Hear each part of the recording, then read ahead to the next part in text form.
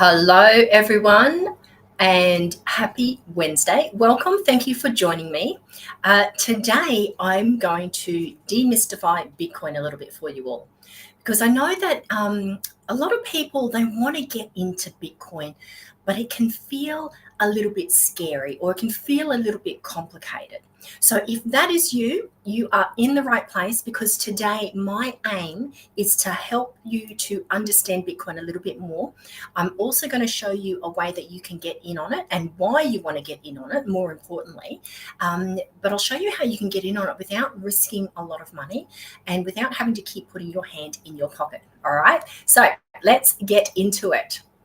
Now, Bitcoin has been around since 2009. It's no longer, you can't consider it as just another fad, okay? It is here to stay, and it's reshaping how we think about money and how we think about our own financial independence. Have you guys ever noticed that everything is costing more these days? Everything keeps going up, whether it's your groceries, your coffee, property, energy bills, everything is going up. That's inflation. Now, inflation eats away at the value of your hard-earned money. Now, I want to give you guys a very short history lesson here. Stay with me because it's going to help you understand where inflation came about. And you might actually be surprised that it's only a relatively new thing, okay? Now, up until 1971, currencies like the US dollar were tied to gold. So that meant that every dollar was backed by a specific amount of gold that was held by the US Treasury. Okay, you could theoretically exchange your cash for gold.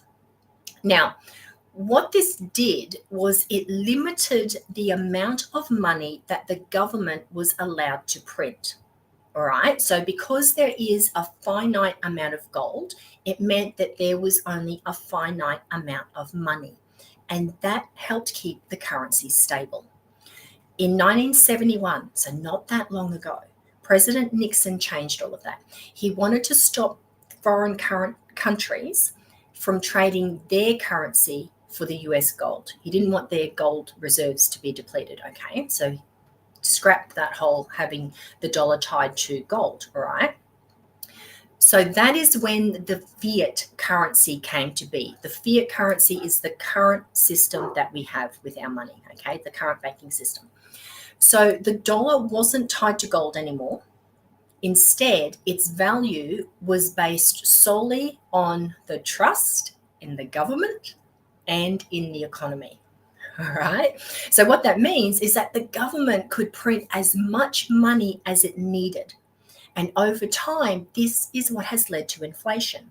So when the value of money decreases because there's more of it in circulation. Okay.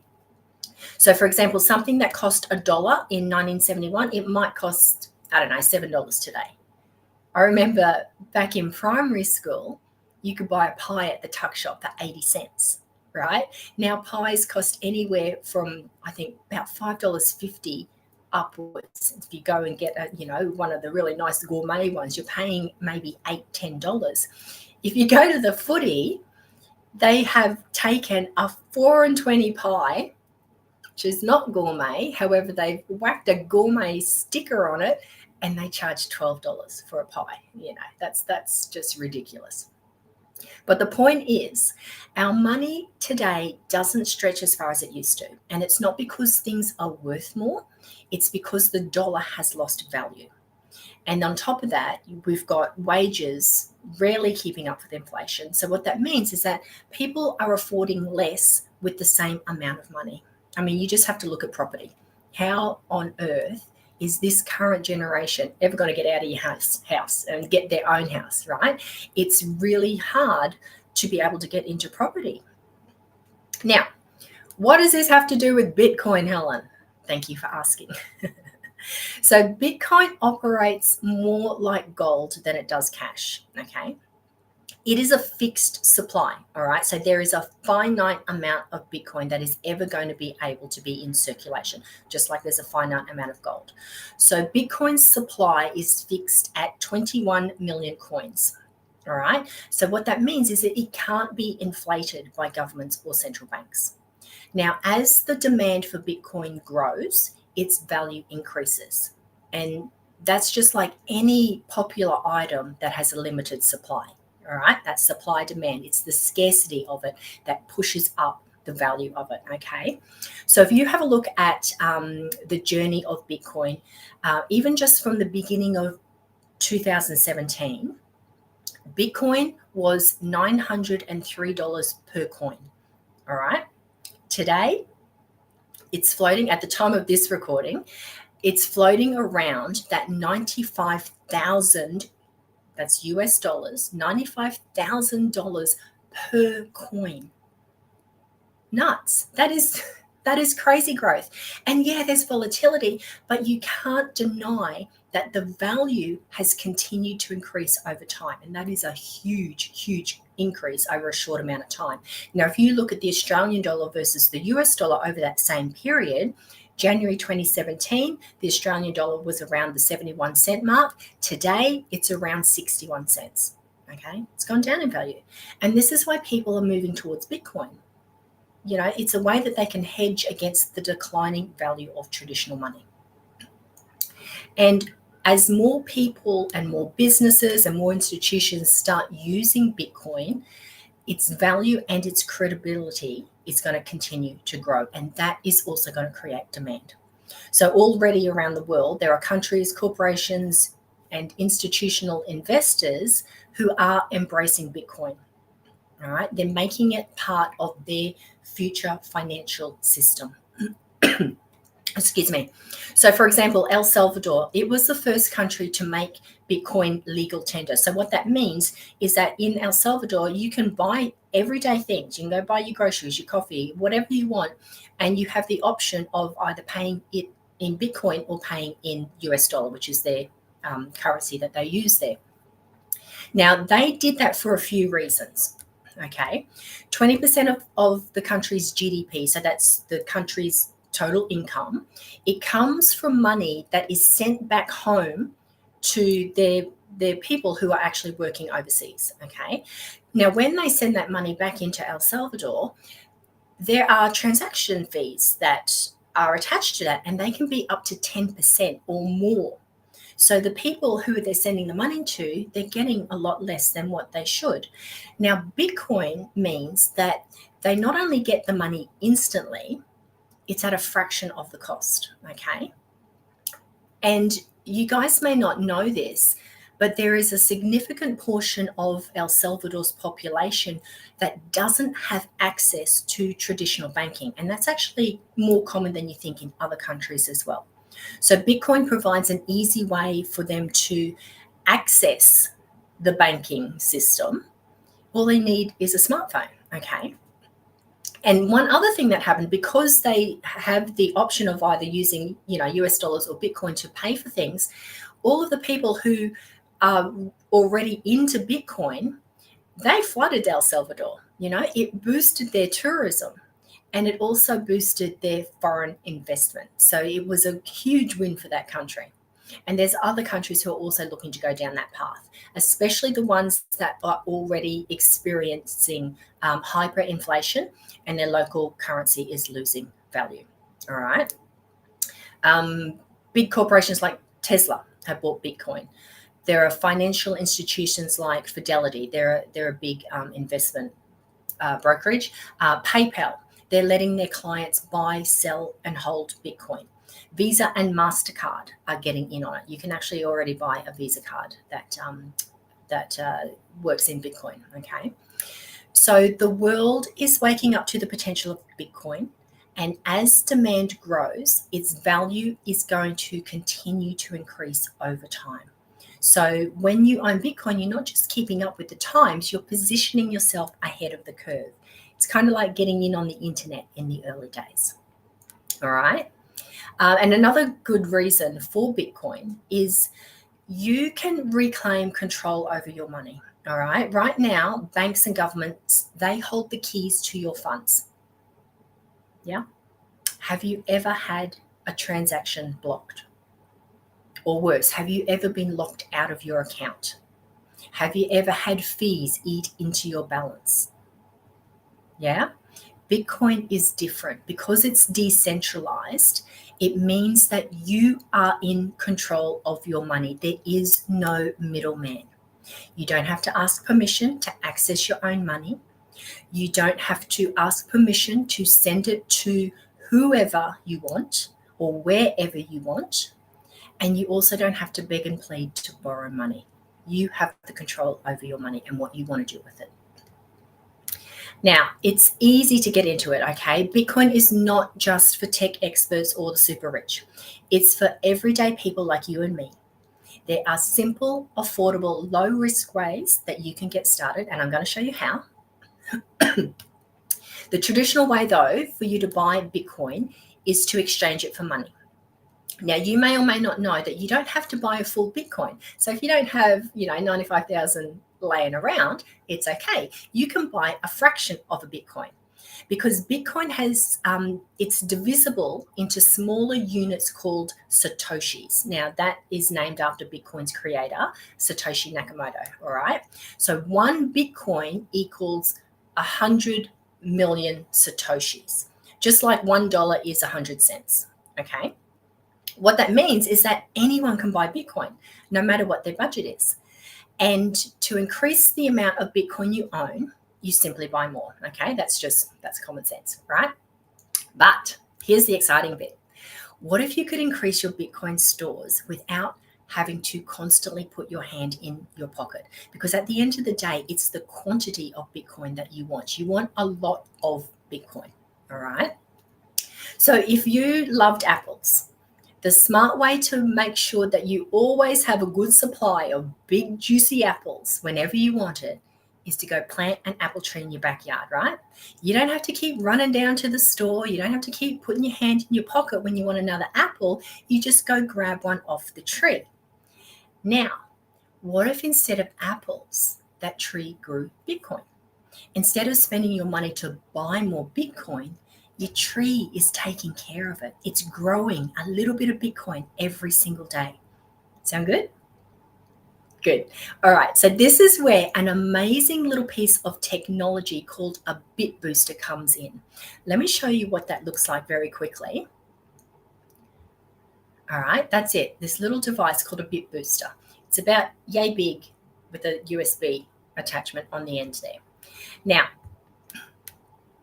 I'll tell you more about that, but let me just explain so you've got some context how Bitcoin is mined, okay? So imagine that Bitcoin is this giant shared digital ledger where transactions are recorded. Now, this ledger is stored across thousands of computers around the world called nodes, and that makes sure that everyone has the same information. So this is a decentralized network, okay? It is very secure and it is extremely hard to hack, okay? Now, every 10 minutes, a new block of transactions is ready to be added to the Bitcoin ledger. So if you think about, in the old days in the ledgers, we would handwrite into a ledger. And if you think once that page is full, you go on to a new page. So think of it like that. So every time a page is full, every time a new block of transactions is ready to be added, then, sorry, I just got distracted there. Hello, Alice Sugars. Thank you for joining me, sweetheart. I'm looking forward to meeting with you as well. Okay, so every 10 minutes, new block of transactions is ready to be added to the Bitcoin ledger. But to add that block, the miners are just computers, okay? The miners need to solve a really complex math puzzle. And once that puzzle is solved, the new block gets added to the chain, and the miner who solved it is awarded 3.125 Bitcoin plus all the transaction fees from the transactions in that block, all right? So you want to be the one to solve that puzzle to get the prize. Okay, and all the miners around the world are racing against each other to do exactly that. Now, there are currently 450 Bitcoin available to be mined every day. All right, 450 Bitcoin at 95,000 per coin is worth a little bit more than $42 million. Okay, so the more puzzles the miners solve, the bigger their share of the prize pool. All right, this is why they're racing each other. Okay, but it's a complex process. So think of it like if you were to dig a hole to put in a swimming pool. The current way that they're mining is like using a little tiny garden shovel to dig that hole. Okay, it's slow and there's a lot of effort involved. The bit boosters, so this little doohickey here, having a bit booster is like swapping out that shovel for a backhoe. All right, owning a bit booster is like owning the backhoe, and you are lending your backhoe to the miner to help them do their job faster. And because you're doing that, you get a small share of the production every single day. All right, so you can buy a bit booster for $1,000, which is about 1,600 Australian dollars at the moment. Or you can buy a share in a bit booster for as little as $100. So this is why I'm saying it is low entry, it is low risk. We spend that amount of money every single month, all right? But putting it into a bit booster, you are actually putting it into an asset because you are going to continue to accumulate a small amount of Bitcoin every single day without having to keep buying more. So let me show you, I'll explain a little bit more how that works, okay? If you were to buy $1,000 worth of Bitcoin today, just in the traditional sense, you take your $1,000 and you swap it for Bitcoin, you would get around about 0.01 Bitcoin, all right? Which is fantastic. You want to own Bitcoin. Doesn't matter how much it is, you want to own Bitcoin. But if you spent that same amount of money and bought a bit booster, because you're accumulating Bitcoin daily, in 12 months' time, you would own 0.029 Bitcoin, all right? But more importantly, the following year, that amount will continue to grow because you are accumulating it daily. Mining is happening, whether you are in on it or not, it is happening, all right? It's about getting jumping on the train, so to speak. So in 2 years' time, your Bitcoin, your bit booster will have accumulated to around about 0.059 Bitcoin. Okay. Now the daily production fluctuates. So these are just approximate figures, but it's to give you an idea as to why the bit boosters are going to help you get ahead faster than just buying Bitcoin the traditional way. Because that $1,000 that you bought Bitcoin with and you got 0.01 Bitcoin, in 2 years' time, you will still have 0.01 Bitcoin unless you put your hand in your pocket and you buy some more. Whereas the bit boosters, in 2 years' time, you're going to have around 0.05 Bitcoin. Okay, it's closer to 0.06 actually. Yeah. So is this making sense? You want to increase the quantity of your Bitcoin, okay? Because the value of Bitcoin is always going to be changing. They are talking about it being worth, something crazy like 1.5 million by 2030.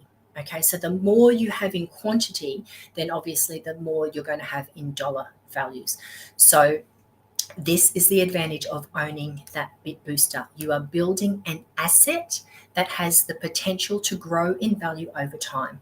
And that is just going to set you up for greater financial security down the track. Okay. Imagine checking in on your Bitcoin balance and you see it grow day after day. You don't have to do much at all. You don't have to do anything actually, because like I said before, the mining is happening. Whether you're in on it or not, the mining is happening. The bit boosters allow you to get a little piece of that pie and to start creating some financial security for yourself, for your kids, for whoever it is that you love in this world. Okay. All righty. So people, the financial world, it is evolving. Bitcoin is at the forefront. This is your chance to get ahead without overwhelming yourself or your budget. So if this sounds exciting, if it sounds like something you'd like to learn more about, you can comment below or send me a DM. We can chat some more. I'll answer whatever questions you have. I'll show you exactly how it works, break it down for you step by step, and by the end, you will see how easy it is to start growing your Bitcoin balance effortlessly. All right. You don't have to be a millionaire or a tech wizard to take advantage of this. You just need to be willing to take that first step towards growing your financial future. All right, everyone, have an amazing day, and I will see you again soon. Bye-bye.